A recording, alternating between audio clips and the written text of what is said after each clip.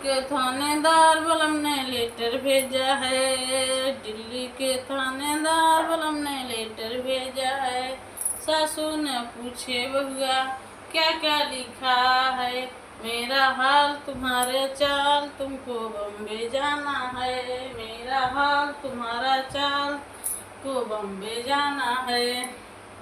सासू ने पूछे बहुआ क्या क्या लिखा है। सासू ने पूछे बहुआ क्या क्या लिखा है।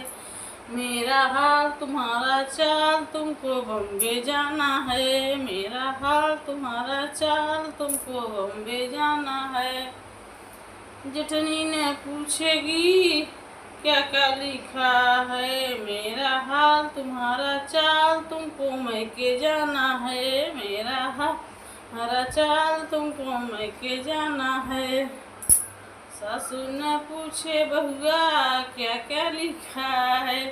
दिल्ली के थानेदार बलम ने लेटर भेजा है। दिल्ली के थानेदार बलम ने लेटर भेजा है।